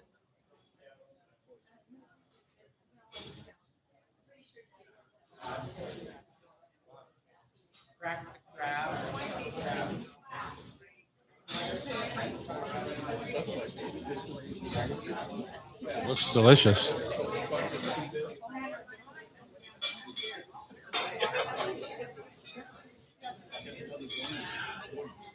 Welcome back to the Hot Stove Society Show. Everyone's all tripped out on their fancy sparkling wine this morning. Good job, team, for taking one for the Hot Stove team. Kenny's very happy with you. I'm Tom Douglas. And I'm Chef Bridget Charters. Morning Grill, Evening Chill. I love this title because it's, I don't think people get it. The But we're possibilities. We're doing berries first. Oh, Thanks, Sean DeTore. Black, Blue, and Wild, making the most out of summer's berries. I was saying earlier in the open that it's my favorite time to walk through our local groceries or the farmers markets because everything is out right now. When you said walk through, I think walk through our neighborhoods and blackberry, those Well, Himalayan you might get blackberries. shot if you do that. No, not Not well, in it Seattle, depends 'cause on- they're everywhere. Big berms of blackberries I just everywhere. did that. I Yeah. just did Did that. you? And Well, what I first let me see your fingers. I don't think I believe you. I don't watched see them any really well. purple. Well, we had out of town guests, and so I'm like Jackie. I save my treasure in the freezer until it's time for the next year. So now huckleberry season is coming up. So I just had a couple cups left of huckleberries in the freezer. I was at Ballard Market. They're $25 a pound, 2 cups For huckleberries. for huckleberries. So I have Have you ever fought a bear for a huckleberry? no, Well, then no. that's why I they're haven't worked hard $25 a pound. We bring our dog with a bell. Yeah. But so I took the huckleberries. I took Jackie's ice cream base, the eggless, the maple syrup base, and then I pureed the berries. Oh, and so God. we had huckleberry ice cream for out of town guests. And then a couple hours prior, I went along our neighbor's driveway, got a bunch of blackberries, Uh-huh. let them sit in a bowl macerated with just maybe a tablespoon of sugar. And so they just broke down, and that became the sauce on top of the huckleberry. And we all loved it. Hmm. So that was just like Sounds quintessential terrible. summer fun thing to Just do. terrible. So that's what I love to do with berries. Well, I think it's lovely. Yeah. Very nice. When we were at the farm with the babies, Jackie and I broke down and bought a soft served ice cream machine at Ooh. Costco. Oh, you Oh, did. I 100 remember. get out. $150. Oh my God. I can tell I you, would just get one time It was worth it. use, it was worth it. Although it's a I pain. would get so fat. It's a pain It's to a pain. clean or Yeah, there's so many parts. But the kids loved it, and they loved Yeah. the whole process, and they Yeah, loved the that's a- cones and holding it up to the machine. I just can't believe that any place in the world can make that machine for $150 retail. Right. That's nothing. It just makes no sense to me. China. It's stainless steel. It's it's got all the gear. Because even the cold whistles. churners, those can be $350 Yeah. just for the small Yeah. gallon ones. Drum, right? Yeah. But you pay for it. Where you pay is in the cleaning. The waistline. Tight pants. Not everyone eats the whole batch. God, I It would. makes a 2-quart batch. Anyway, we took the strawberries that we just picked, pureed them, strained them so that we had this beautiful strawberry syrup, Uh-huh. and did a swirl into the vanilla ice cream that's in the soft Oh serve. God. Oh God, it was good. And I didn't really get it. It was like it stopped coming out of the machine, so I thought, oh, it's all done. I didn't get any. I opened the machine to clean it up, and there's this big gob of strawberry ice cream Goes, sitting in goes there. in a big bowl. And I just looked around to see if anyone was looking. I just scooped it all out. Big old smile. That sounds Yeah, delicious. exactly. Berries So and good. ice cream are just a perfect marriage, I Uh-huh. think. Well, My berries. dad and was a everything. big strawberry, like cut up strawberries macerated with sugar Right. on top of his vanilla ice cream. You couldn't put enough strawberries on top. Mm. So good. And you were just you picking yourself, right? Yeah, well, like I said, we were up in the Skagit and ended up in Edison, but right before that, realized the bridge going eastbound into Mount Vernon's closed. So you like, what do we do? There we are on the west side, and we were going to go to the co-op, and we couldn't. So we drove around and found this beautiful farm, big sign, you pick. And we're looking, and there's a machine out there picking these blueberries, and we're like, can we? And she's like, yes, please come. And it was this Indian woman. She and her husband had emigrated and bought this blueberry farm, and they handed us a couple of tubs and said it's $10. Go for it. Go $10 for a it. tub. I know. I go, that's a little expensive. And she goes, you're helping our farm. We're like, okay. So off I we thought went. that sounded so cheap. Yeah, that is inexpensive. Well, it was like a quart tub, I think. Yeah. Yeah. You cheapskate. Oh, totally. Totally. I remember picking strawberries down in the Puyallup Valley, and my Mhm. dad would take us there because my dad loved strawberry Uh-huh. jam. So he would take all of us kids down to the, Puyallup, and he's like, eat as many as you can. And we would just gorge on Before strawberries. you paid. Yeah. Dad Oh was my so God, cheap. it came That's where from- she It learned. came from the top. Yep. But it was an entire flat, so 12 baskets. It was Yeah. a box, and we would load those and come Bridget, home. that's 50 years ago. No, it's yeah. Only Yeah, 40. yeah, it Only is. 40, Tom. As a matter of fact. It was amazing because it was like $12 for the Yeah. whole flat, and it was What they should have done was weigh you going in and weigh Yep. you going out. exactly Yep. exactly. And I haven't done what Becky's done, which is to go wild huckleberry picking. I Oh. would love to do that, like on I'm Mount going Adams Thursday. or Yeah, we do it, but at the pass. You're just going at the Still pass. call me pass. Oh, really? I'm not telling you where though. She's not I telling bet you it's where. by your cabin. And a little drive. Last week, I sent my grandson down to our backyard to pick blueberries for my roast duck. I was going to make a quick little blueberry That's sauce. so And he fancy. came back with 3 blueberries. I said, I saw the bush. It's full of blueberries. And he had this little purple smile going on his face. And he ate them all No before way. I could make my sauce. Oh, The kids are rascals. Yes. it was crazy at this blueberry farm. They had this machine that made the hawk sound, the screeching. We're like, what is that noise? And you'd see these birds just swirling over the field. Yeah. They didn't have netting and stuff. And they just Oh, the deterrent. the That's a great sensors, one. the sensors Yeah. would detect their swooping, and just the screech would go off. It was like, Yeah. wow, it's so loud. But the bushes were absolutely loaded. You just had to stand. It took us about less than 10 minutes to fill those 2 containers. Uh-huh. So we went back and got more Yeah. containers. I like the hawk sound better than what's happening in Prosser right now, which is the shotgun sound. Oh. Every Oh. field, they have these automatic shotguns, and all the birds fly away, and then they all come back, and then they yeah. fly away. And so the shotguns are just, It was gone off. I said to Jackie, I said I had forgotten about it because I hadn't been there at harvest time for a while. But I said somebody should target practicing out in the yard. We shouldn't let the grandkids down. Oh no, all day long they just went off. bang, bang. Oh my, that's funny. Interesting. Speaking of deliciousness coming out, this is not a berry, but last year, somebody was kind enough in the middle of the night to help themselves to our entire peach crop from our tree. I What? remember that. Yeah, it was. They were That's- just waiting. They literally, Jackie had said to our coworkers down there, "Let's pick peaches in the morning." Went down in the morning. They were finally ready. Gone. gone. Every peach from the tree gone. Shocking. Yeah. I mean, it was really shocking in our this is little. your community. Yeah. Yeah. So this year we picked them a week early, Oh, a little green, and then we're going to let them ripen up outside of our refrigerator over there. What what So- about cameras? I mean, it wouldn't do We're anything. in Nobody process. cares. Well, what's going to happen? Like, know. what are you going to chase them down? I have cameras because we Yeah. thought we had a bear. Uh-huh. And it turns out it was a badger under our Oh. porch that leaves bear-like scat. Because we looked at the scat and looked it Uh-huh. up online, and because it was a stinky, greasy, Yeah. blah blah blah. So we thought for sure it was a bear, but it was badger A scat, badger, honey badger. which are worse than bears. Right. They're not scared of anything. No. So anyway, Okay. I digress. We have peaches, and Uh-huh. they are phenomenal. Mm. And then one of the last things of the season that we pick from for fruit is our blood peaches, and usually they're ready by the middle of September. And you pick them; they drip pink if they're overlaid. When they drip Wow. pink juice, you Crazy. cut them open, and they are like a blood orange on Mm. the inside. Is the flavor any different than the typical? It's spectacular. Mm. There's something about the kind of acid level of that kind of Mhm. red. I'm not sure what it is. Perfect Oh, balance. interesting. Oh. Huh. Really amazing. Not a berry, but delicious nonetheless. Yeah. Berry wise, we had a big crowd. So I made a slab pie. What's a Wow. slab pie?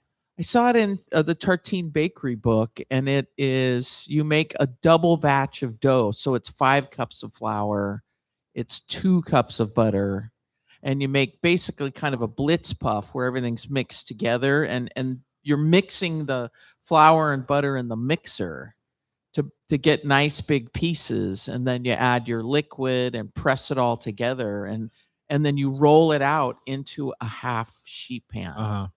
just a regular, full size cookie sheet. And then I filled it with 3 inches of blackberries. Why I didn't think that the pie would overflow, I don't know. I don't know. You've been cooking for a long time. It took an hour to clean the oven, but Oh. the slab pie had a top crust on it. It was amazing. So what would you do different next time? Oh, just foil the oven. And not before overfill you- the pie. Not overfill. No, but- you overfill the No. pie. Oh my God, it was so good. So what do you mean foil? What do you mean? What does that mean? You Well, put you just a put pan underneath it. It or- was we were up on Decatur, so they're electric ovens, and before you turn the oven on, you just lift the coil. Boy, no. And you take some long sheets of foil and lay them in the bottom of the oven, and then drop that coil back down, and then turn the oven. no on. damage deposit return for you.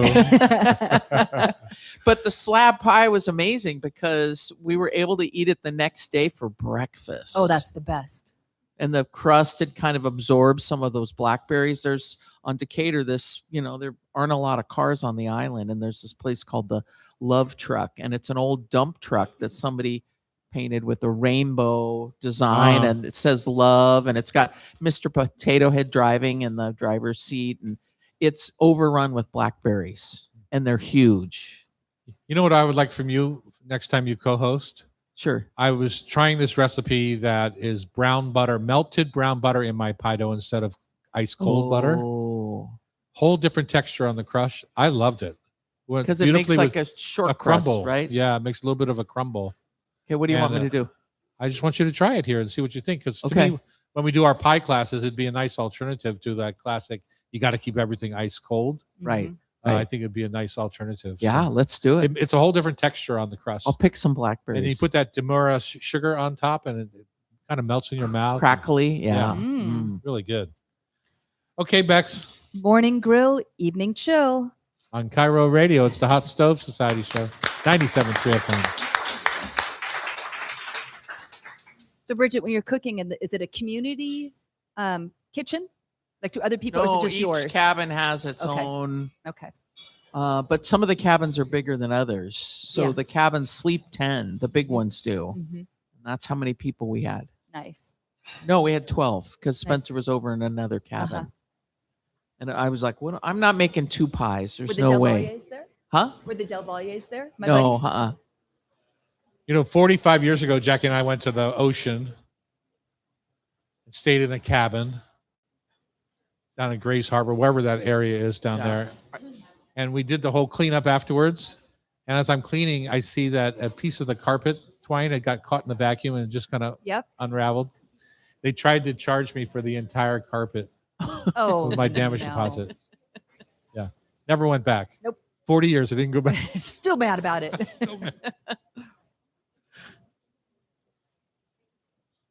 Okay, do we have any- All right, it's time for a morning grill and an evening chill, or an evening chill and a morning grill. Depends on how you're cooking on Cairo.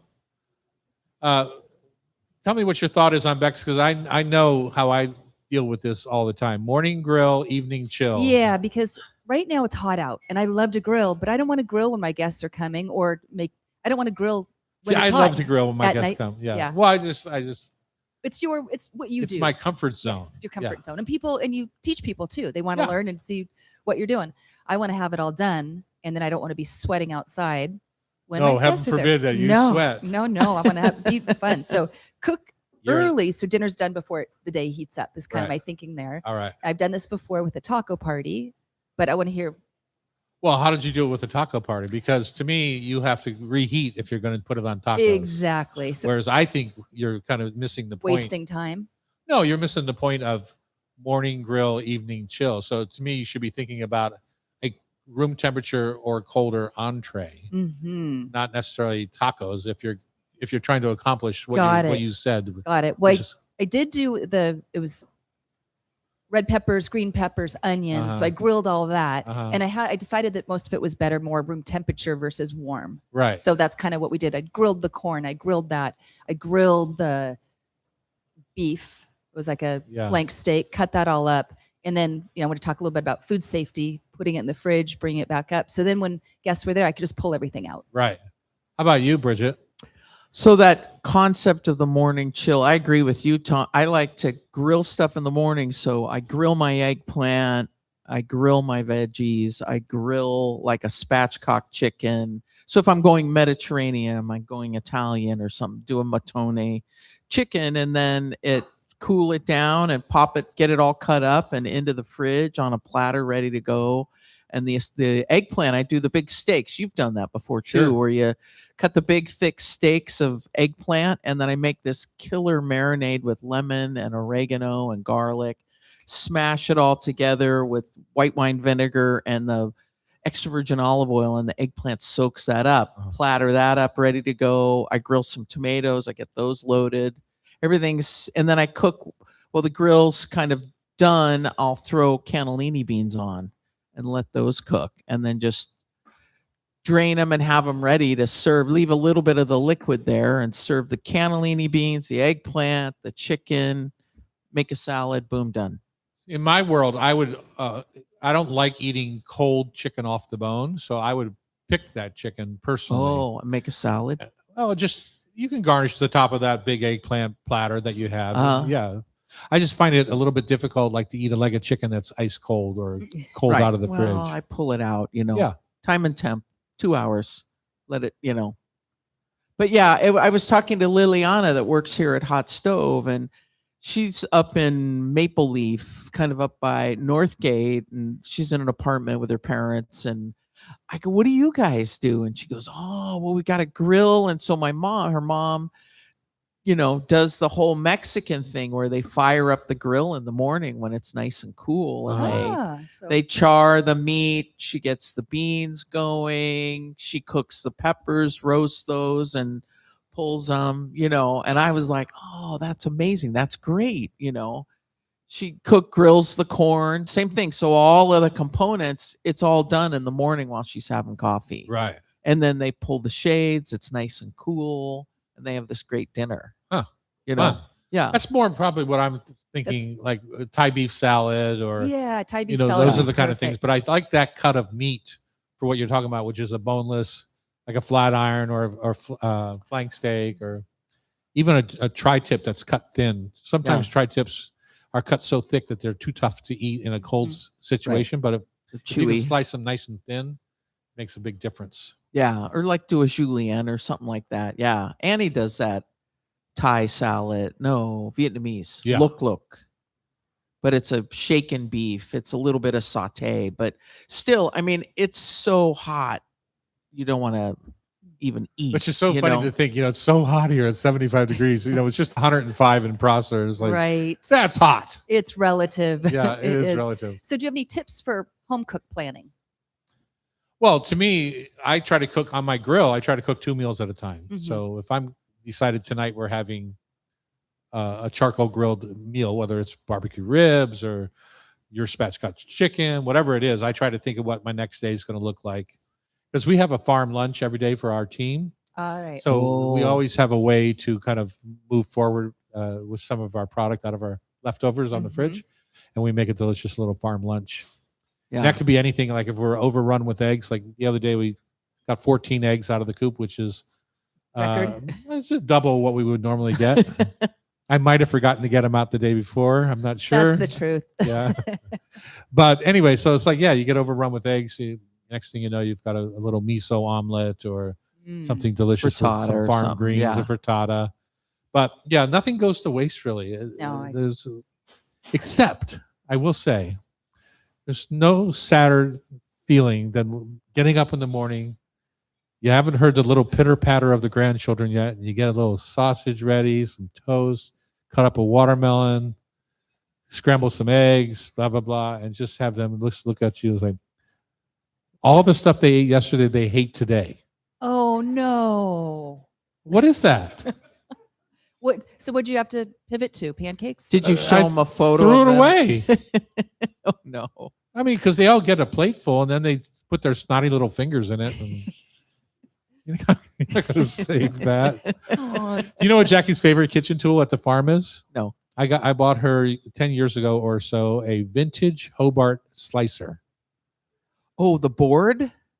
No, the slicer, like an electric slicing machine. Oh, But it's of the- slicer. It's the size of a 15-pound turkey, wow 20-pound turkey. Those somewhere little in- guys, yeah. And it's got that vintage 1940s look about Oh, it. that's sweet. Oh, she does loves she wear that a thing. glove or is it dangerous? No, or she is loves slicing her bread on there. The other day, she sliced frozen chicken sausage on there. Oh, okay.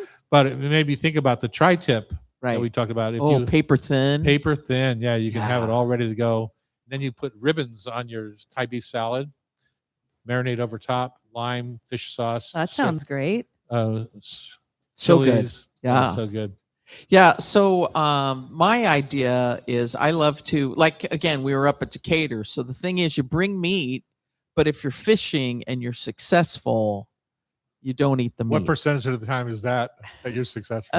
It varies. We did. Yeah. We were pretty successful, but also crab. The time Yeah. before it was shrimp, but we had chicken and beef with us. So I did a jerk marinade, a fresh jerk marinade for the chicken, and then just bagged it up, put it into a Ziploc bag. So it was chicken pieces, thighs and legs, all. What are the elements of a jerk chicken marinade? So classically, when you're doing a jerk marinade, it's serranos or jalapenos. Those can go in the blender. Green onions that are whacked up, those go in the blender. A bunch of cilantro, a bunch of lime juice, little lime zest, There's one ingredient you're missing that I think is allspice, super important. Allspice and peppercorn, bay. bay, A lot yeah. of ground Oh, bay really? leaf in jerk spice. Just my dried leaves, just put them in there and or Well, you even have to fresh grind 'em. leaves, yeah, with food processor. But you make this paste and just slather it on, and that preserves your chicken for another 3 days because of all that acid and everything in there. It's not going to go bad. So your chicken's packed in this bag, ready to go Oh, in the fridge. in the fridge. and so same, like I do a dry rub. I have some of Tom's dry rubs, and I'll keep those handy, and I'll kind of over salt if I've got big chunks of meat. I'll over salt a little bit and then put one of the rubs on and just kind of roll it in that and wrap it tight in plastic. So if we don't use it, it's good in a couple of days. But Oh. it's that whole grill thing. So for dry rub, I leave it on a sheet pan on a rack. But you're saying you wrap it in plastic. I wrap it in plastic or put it in a Ziploc bag and knock all the air Depends out. if they caught a salmon or not. Right. Oh, okay. So no salmon we're Or eating traps at and that night. crabs. Yeah, exactly. okay. She made a crab paella, which looks beautiful in the photographs. Ooh. So. Yeah. So, because I was going to do a chicken paella, and it was like, oh, okay. We had a lot of crab. We had like 12 crab. That's amazing. It's my You know, favorite. and that's like a crab per person. And then we got another 10 the next day, and I'm like, whoa, okay. No, you So- can't throw them back if it's too much. We did. Okay. We started like, oh my God, this is too much. So, but yeah, there's all kinds of things you can do to organize yourself. Love it. All right. Okay, next we've got Tak Mune, founder and owner of Mixed Pantry. I've never Bringing been us- there, and it's 2 blocks away, 3 blocks away. We're gonna have to go after the Oh, show. let's go. Asian products. All That'll right, be fun. cool. Okay. Although when I read, it's not just Asian. Right. Oh, really? On Cairo Radio, it's the Hot Stove Society Show, 97.3 FM. And he was gonna be here by 10. He's here. Oh, he is. He's there. Hello, welcome. I was gonna say he said he was in traffic, so we're running well ahead. of Traffic, schedule. you're at First and Bell, for God's sake. Nice to see you. Oh, wow. Whoa. Hey, sit here. All right, cool. You have to pull them out of the bowl because you can't can't read see 'em. or see anything. Sorry. And Leslie Kelly was There gonna we be go. here to That cheer him looks- on. That looks better. Wow. What is it? Oh, I live in West Seattle. But his shop is. You know West Seattle. I live around High Point. Yeah. And then my store is in the Belltown. It's like 3 blocks away from here. just. Well, we'll find out. Yeah, First and Bell. This is Rashida and Annie's Really? happy place. Oh shoot, we should hang out. Yeah. Bridget, can you Okay. take off the stuff on your board that's not like the brochure?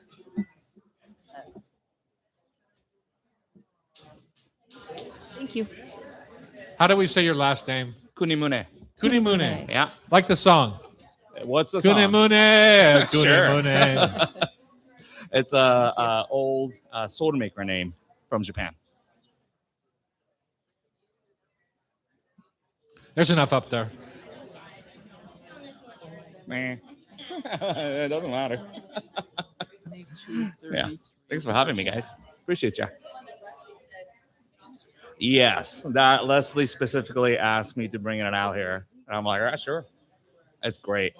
I put down a bowl and then like during the summer especially and dip some like a pineapple, mango and stuff like that. Hello. It's kind of like tahini Hello, this on is a made for watermelon. radio.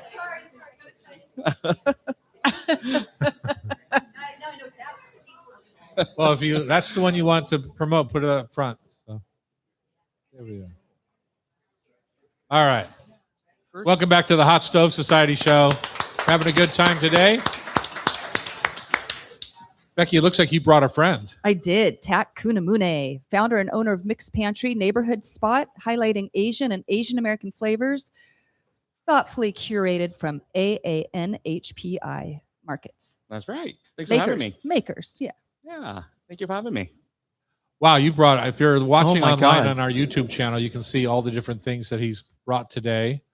But We'll switch the camera there. Look at that. Woohoo. That's crazy. there we are. All this If you're stuff. not watching online, you're just listening, tell us what you brought and tell us about your shop. Sure thing. A little bit about myself and my into the mic. Am I speaking okay? Yep. Okay, cool. I've never done this kind of stuff, so bear This with kind of stuff. You're a natural. It's all the recording and all that stuff. It's real fancy and everything. So my name is Tak. I'm an immigrant from Japan. I study food chemistry, actually. Immigrants, I heard, get the job done. What is it? Immigrants get the job done. Okay. Yay. Thank you. Well, I'm proud to be an immigrant too. But yeah, I study food science and technology from Oregon State. And then I just now have a wonderful specialty food store in Belltown. We only carry items that is produced by ANHPI, so Asian American, Native Hawaiian, Pacific Island community members only, and also the items that's imported from Asia only.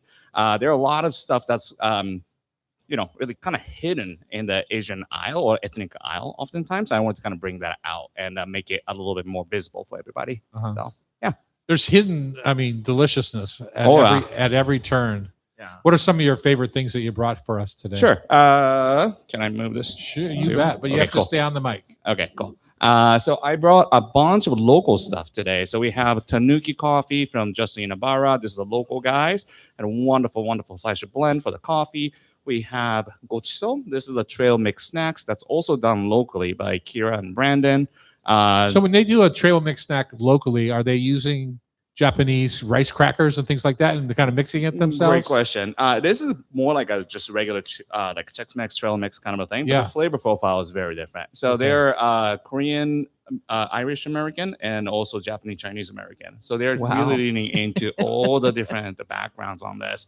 So this one is furikake, so that's definitely Japanese.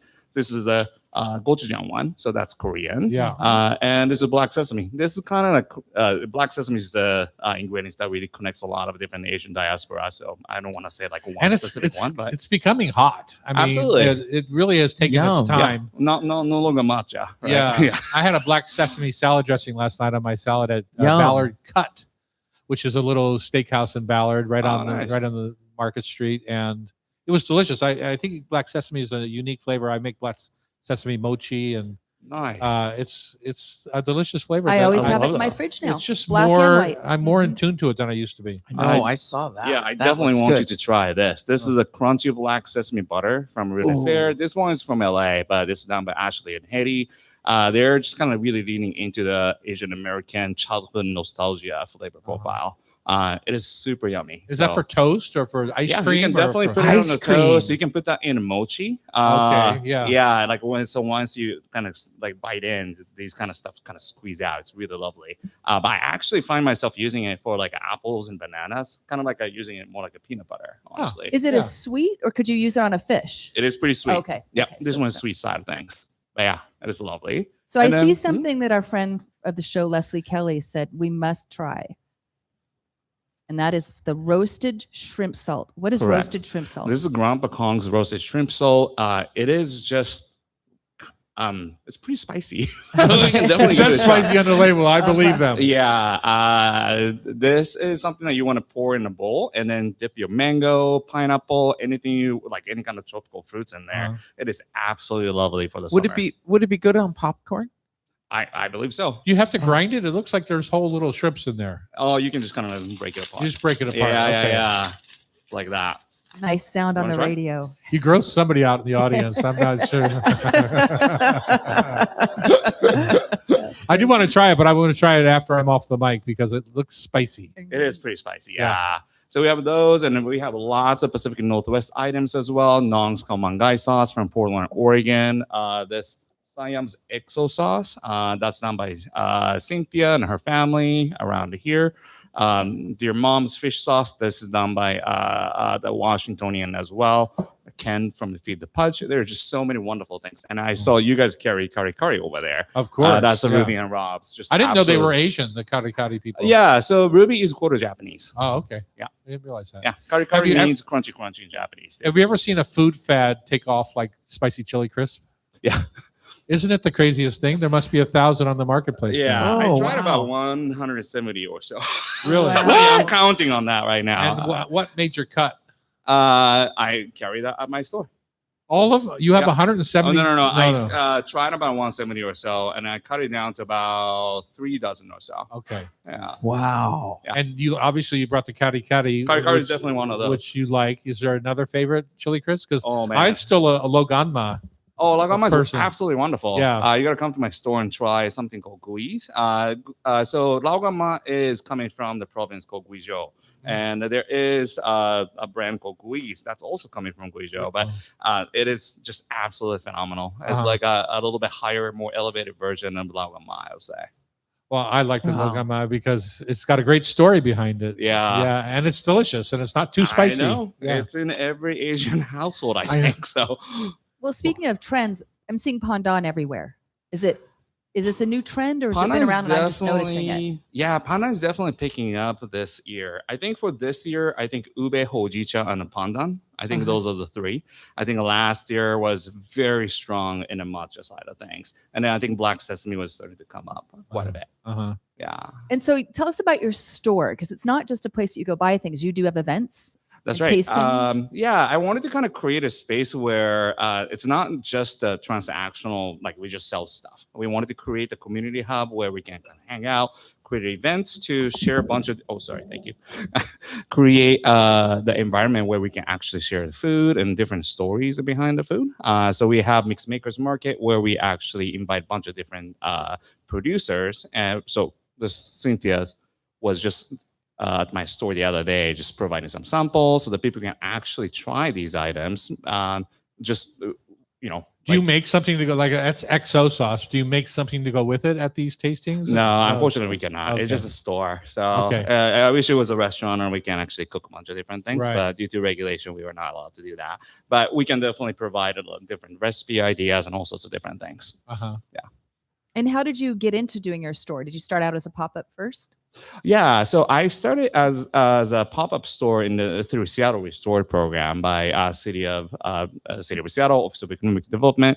They have a wonderful program called Seattle Restored, and they're like a matchmaking service where there's like a little small business or artist, and there's an empty storefront, and they become the matchmaker That's pretty between cool. those. Yeah, it's really neat.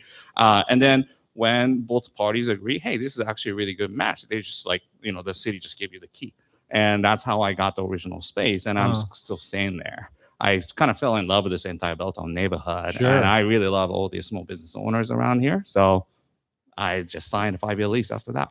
What a wonderful That's way. amazing. I mean, people always complain about the shops being empty in Seattle. Yeah. And, we don't shop the same way we used to shop, right? 100%. Which is what makes what you're doing that much more impressive because you're actually surviving in the marketplace by being quick and nimble. It seems to me. Yeah, we have to rotate quite a bit of things, but we are considering ourselves as a more discovery platform for so many different people. And one of our mission is to lower the barrier of exploring Asian flavors, right? Because like a lot of people think about food as a stinky, cheap, dirty, and that kind of a stuff. I'm a Japanese, so Who thinks that? I don't know. Who thinks that? Unfortunately, that's still the case for most many people. When I came to the States, that was like back in 2000, and I was 18 years old. But I landed in Oklahoma. It was like back like a long time ago. This Oklahoma. is like you can't be quoting. You can't be quoting Oklahoma in Seattle. I'm sorry. it was a really it was Yeah. an interesting experience. Yeah. But when I was there, like my grandma used to send me a lot of packaged food, and that's kind of how I kind of fell in love with all the food.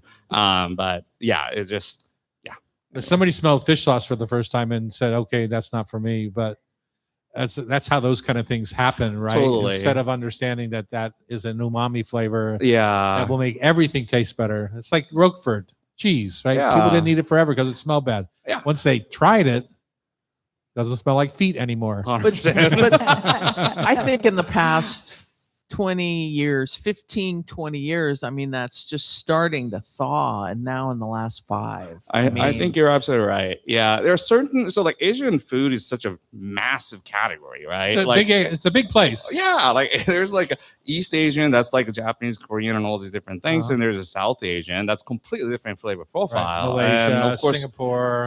absolutely, It's like Southeast you is completely told me different. you're not going to a European restaurant. You're Yeah, going to an exactly. Italian restaurant or a Yeah. French restaurant. Exactly. People say like, "Oh, I love Asian food," but like, I don't say I love European food. And Yeah. that's just not something that we do. And I think by doing so, people are kind of missing out on Yeah. a lot of different things. I think we all should be more open about like what culture specifically from Asia is this really coming from. Right. As a store owner and a worker there, like I get a lot of community feedback there. And people coming in and saying like, why are you guys not carrying XYZ? And that's kind of how I learn about different items from the different Oh. diaspora as well. That's what I said about why you don't carry my spice rub line. Then I realized I look in the mirror. I'm not Asian. not a I cook on whiz. the walk every day, but I'm not Asian. Please come in. It'll be great. And then if people can also buy online, correct? Absolutely. Yeah. Everything in our store. Mixedpantry.market. That's Is right. that the- Mixedpantry.market. Okay. You can buy everything online. As long as you're living in the States, I will ship it out to you. Awesome. So All right. cool. Good spot to stop. Absolutely. You know, Thank he so much, reminds me guys. a lot of Eric Tanaka. He talks Yeah. with a smile. Yeah. Exactly. Yeah. I think Well, I'm I just think nervous. it's Yeah. it's a fun way when you're walking down the aisles of Wajimaya to kind of maybe take some notes. And it's a fun way to go shop either more local, smaller, but also you've narrowed down the field for fish sauce. Say Yeah. you only carry your favorites, whereas you might Absolutely. have to carry everyone at Wajimaya, Yeah. right? So I counted the number of soy sauce bottles and types that Wajimaya had at Wow. one point. I was like, wow, that's really incredibly overwhelming. Yeah, Even it's though I can daunting. actually like read many of the Yeah. languages, right? I mean, I love it, yeah. but it's daunting. It's not Yeah, curated. 100%. Yeah. Yeah. Yeah. All right. Time for food for thought, tasty trivia. Good. Thank you, Tack. Absolutely. Check Thanks out so his much, shop at guys. to First meet you. and Bell on Thank you. Cairo Thanks. Radio. This is the Hot Stove Society Show, 97.3 FM. I see. Mixed. I got it. Yeah, we I had missed- I that. missed that. This, you have somebody picked out for? Yeah, I do. That's good. That's enough.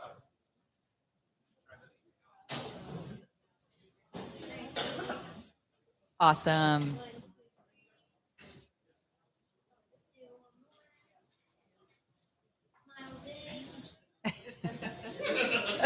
She's doing small and big.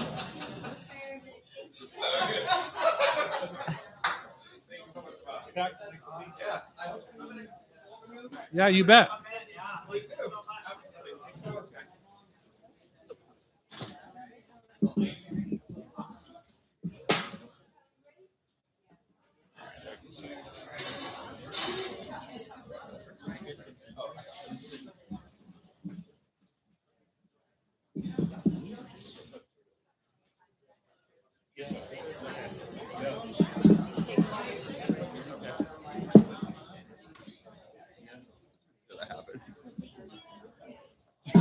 Will you make sure he takes that with him? Yeah. I don't. That's a lot. Guys, hey, For a Hi. small shop. hi, hi. Nice to meet you. Yeah. Yep. Speak into Yeah. it. Okay. I'm happy to come shop. Get intimate with the microphone. Okay. Cool. Did we finish Yeah. the bottle of bubbles? If not, they can walk it around. Bridget, where did you?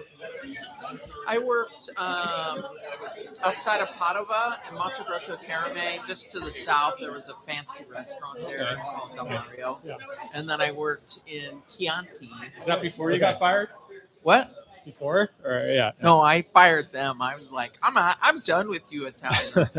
No, and then I worked in Chianti for Badia Coltibuono. Oh yeah, I've been there. Okay, for the Yeah. vinegar and the good wines. Yeah. So, yeah, so I was up in Okay. the house. Nice. And they had the Yeah. cooking classes and stuff. Oh, nice. Yeah, Okay. Yeah. Ah.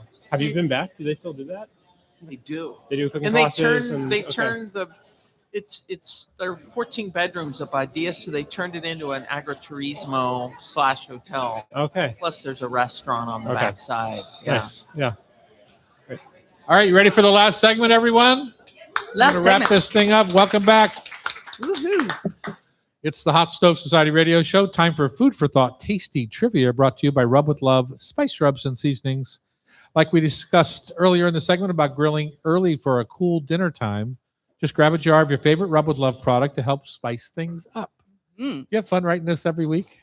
This is Carol. Oh, this This is all Carol. Carol. Pick up a new flavor or an old favorite next time you visit your local butcher shop like Earth and Ocean in Mukilteo, Gartner's Country Meal Market in Portland, or B&E Meats in Newcastle, Burien, and Des Moines, I like that place. amongst many other places that Yes. support we our need- product around the country.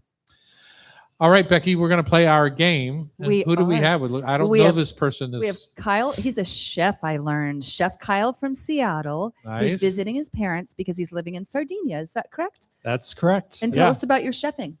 I've been in Italy for 10 years. Oh, wow. Since 2016, I moved there for a job and met a girl and stayed. Aw. Now that's Oh yeah. wow! So 10 years. Cooking in Sardinia specifically, I was or cooking where- in Rome initially for 6 years. Wow. At the American Academy in Rome, it's called. Yeah. And then I moved to Sicily. I cooked at the Anna Tascalanza Cooking School, Oh, did you? which is in the center of the island. Yeah. I did that for about know 3 Anna. years, Yeah. and then we're checking out Sardinia now. It's the next island that we're hopping to. Yeah, we and flew right over top of it. Hopefully, they're all safe from the fires, the wildfires. they're having parts of the island are still having some pretty Are they? serious wildfires happening too. Yeah, so we're When we were there, it was in April, March, and it was bone dry then. yeah. Yeah. We have a lot of friends, shepherds and wheat farmers in the middle of the island, and they're having a hard time right Yeah. now. So Crazy. Crazy. Well, we're Yeah. glad you're here. And have Thank you you. heard the show before? I started listening to you guys this spring in Sardinia. Actually, I was painting the house, a barn for somebody, and I had, my headphones on, and I would paint and listen to you. Listeners so I in was like, Italy. how That's about that? nice. Yeah, Who knew? Yeah. Yeah. Yeah. Okay, great. Wow. So you know how the show goes. I know trivia. Awesome. Yeah. Well, I know a each of little you will bit. get 5 That's questions. scary to me. Okay. I know trivia. I know trivia. Whoops. Ask me Italian questions. Yeah, hopefully. Yeah. Well, I wrote this before I knew you were coming. Okay, all So right. we'll see how it goes. But Bridget will show us how it goes. It Okay. starts. All right, number 1, Bridget. Jacques Pepin landmark cookbook La Technique is celebrating what milestone this year? His big cookbook. What's his 50 years. 50 years it is. That's impressive. I have signed first editions of La Technique and La Méthode. And I think they were Ooh. going for about $23,000. He just auctioned some off. Really? Mhm, Yeah. for his. I better hide mine. I know. I have La Technique, but Oh. not La Méthode. Don't Wow. hide it under your peach tree. Okay, number 2. The 2026 American Cheese Society competition held in Minneapolis drew more than 1,600 entries from across the Americas. Which state won the most awards overall? Would you like options? That would be great. Okay, California, Vermont, or Wisconsin? It was Wisconsin. It was Wisconsin, 124 awards. There was the gal. What was the gal's name? Yeah, there was some gal that won like top cheese. Oh, we're getting there. Don't Okay. Yeah, Oh, that's for sorry. Tom. Okay. Number 3. What French term refers to a very smooth puree of forcemeat, often used in quenelles or delicate stuffings? Mousseline. Mousseline. I Okay. thought he was the fascist dictator of Italy. Mussolini. Number 4. Did you know What? that when I moved to Seattle in 1977, we had our own horse meat market, Crystal Meats I in the Pike did Place know Market. that. Yeah. It didn't last. Well, it lasted for a long time. Yeah. It went out of style. Went out of style. That's right. Bridget, number 4. What does FIFO, F-I-F-O, stand for in restaurant kitchens? First in, first out. Wow. You are on fire You are today. on fire. All right. Now, this might be a little tricky. In 1919, what sticky ingredient flooded Boston's North End after a massive storage tank burst? Molasses. Molasses it is. Wow. 5 out of I knew that one. 5. You did. That's Oh, how you end up with Boston baked beans. oh, that's funny. That's funny. But I love the facts on this one. The wave of about 2.3 million gallons rushed through the neighborhood at 35 miles an hour. Can you Killed imagine? 21 people. Killed 21, 21 people? Wow. 5 out of 5. Good job. Sorry, Kyle. It's been a long time Gosh, since I've had yeah. 5 out of Yeah. 5. Long time. Ever. I don't, Well I done, don't Bridget. remember. Yeah. Okay, Kyle. Number Nice. 1. What influential cookbook by Alice Waters shares its name with the Berkeley restaurant she founded? Well, this was my previous boss actually in Rome. She really? started the project. So Chez Panisse. Chez Panisse it is. yeah, Yeah, yeah. the menu cookbook. Still Yeah. to this day, that's my favorite cookbook. Me Chez too. Panisse Menu Cookbook. I've Yes. never been there. It's the conversations in the book that are so Okay. awesome, I think. So Mhm. So it's what still worth restauranting is. Yeah, go should be. downstairs. Don't you could go to the cafe, but just go downstairs Mhm. for If your you could first go to- meal there. If you could go to Chez Panisse or French Laundry, where would you go? I know Chez what Panisse. I know what Tom would Yeah. say. Yeah. What did you Chez say? But I'd go to Panisse. the cafe. I'm not downstairs at Chez Panisse. It's the set menu. Upstairs, you can order what you want. Mhm. I'm going You to can be do there on both. Thursday. You I'm are? going to work with them for a week. Oh, how actually, fun. yeah, Oh, I'm going to nice. do a stage. I haven't done a stage in about 15 years, so I'm Wow. like, all right, back in the So kitchen you're on again. summer Yeah, vacation, getting Are back Are you in the staging kitchen. upstairs or down? downstairs. Oh, nice. Downstairs. Very yeah. nice. Wonderful. Okay. Number 2. It's multiple choice. Okay. Although Wisconsin won the most awards overall at the 2026 cheese competition, what state produced the best of show winner? Ohio, Vermont, or Wisconsin? Ooh, I'm going to go Vermont. Vermont it is. All It's Jasper Hills Winnemere. It's a soft ripened wine washed rind. Would you say rind washed or washed rind? Just a washed rind. Washed rind Because it cheese. can be wine or beer. Or you can Okay. wash it with anything. And it's wrapped in spruce bark. I thought that was cool. Mm. Beautiful. Number 3. What French term describes finely chopped mushrooms, shallots, and herbs cooked down until nearly dry? Duxelles. Duxelles said well. It doesn't count if you use your accent. Duxelles. Italian speaking. I'm in French. trouble Yeah. here today. You are, Tom. Maybe no. Yeah, well, I got it. Number 4. What Italian? Oh, this isn't fair. What Italian cured pork product is made from the cheek or jowl rather than the belly? I know this well from 6 years in Rome. This is guanciale. Guanciale. Yeah. Good job. Mhm. Is it Fine. always smoked or is it ever smoked? It's never smoked. If Never you get a smoked. smoky one, it's like a particular style Yeah. from that one Yeah. salumi maker. There's that a would do that. Yeah. a charcuterie place Usually out more of there. Indianapolis, The of all smoky ones? places, called Like- Smoking Goose. Yeah. Okay. Smoking goose. I think makes a beautiful guanciale. Smoking Goose out of Indianapolis. So Okay. good. I haven't tried it. Okay, final question, Kyle. In 1814, what beverage burst from a massive storage vat and flooded a London neighborhood, killing 8 people? Wow, you're Gruesome, Becky. And, well, 1814 in London, you said? 1814. I would think it would be like Marsala? A brewery. So A it was brewery, porter oh, beer. yeah. A beer. But that's pretty Okay. close. So Okay. that's That'd good. be a tough way to die. We'll see what your death I question don't even is. like it at 2015. All right, Tom. You got some tough scores. Okay, number 4 out of one. 5 and 5 out of 5. Uh-huh. I'm sunk. What iconic American cookbook shares a family connection with the founder of Rombauer Vineyards? With the founder, Family cookbook. it's got to be what's her? Who's the author? Yeah, Joy of Cooking. Mhm. It's one of my favorite, the big buttery Chardonnays and jammy zins. Whoa, California. There you go. You're an old-fashioned flavor profile. I there. know. Yeah. Irma Rombauer. You said what cookbook? He said it. Oh, you did. I'm sorry. Yeah, Good yeah, job. Well done. Oh, Yeah, Becky. Number 2, multiple choice. Vermont's best of show Winnemere cheese is made only during what season? spring. Winter, when the cows eat hay. I Huh. would have thought. Who knows? Who Num- knew? Number 3. What is the key ingredient that distinguishes Grand Marnier from Cointreau? Well, they both have orange in them. Mhm. The key ingredient, I'll say brandy. Yes, cognac. You got Yeah, it. there you go. Awesome. Number 4. You're doing okay, Tom. Yeah. Number 4, Joe Beef, one of Canada's most celebrated restaurants, is located in what city? Montreal. Montreal, Quebec. You got it. Have you been? No.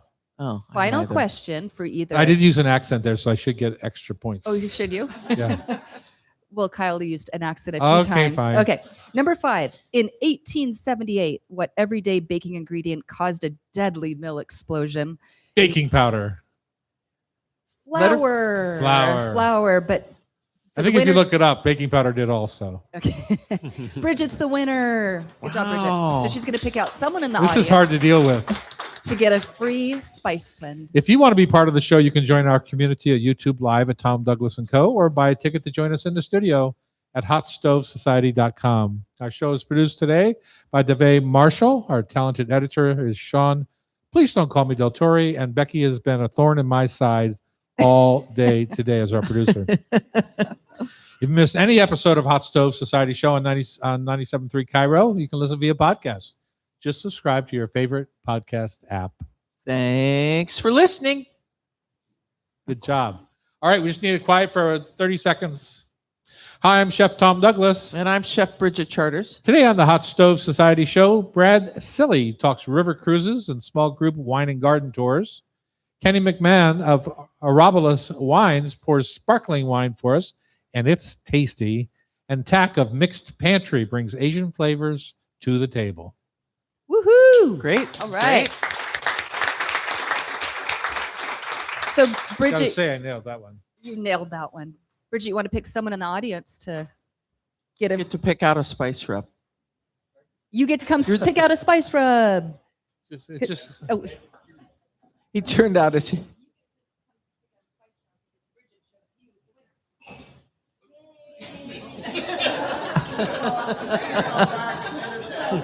Thanks. Thank you. Can I have a picture, you guys? Yeah. Come on up. Yeah. come on with me. thank you. Yeah, I met you like 20, 25 years ago. Oh my God, you're old. Very young. Yeah. At like a Rotary Club meeting, and you give a talk. And, Oh, I did give a talk. That's the last Rotary thing I ever did because you were so crazy. yeah, and you were like, and I was like, can I get a drop for us? And I said, no, you're right. No, no, no.